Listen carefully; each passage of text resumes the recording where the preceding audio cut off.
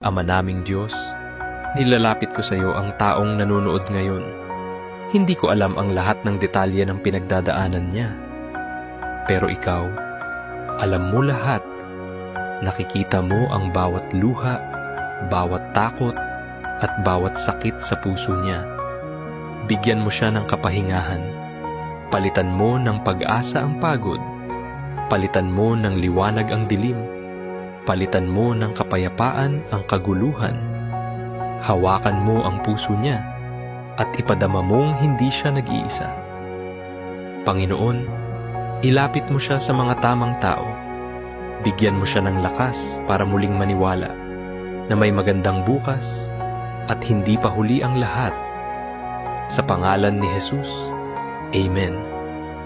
Kung ramdam mong para sa iyo ang panalangin to, i-like mo ang video, i-share mo ito sa iba,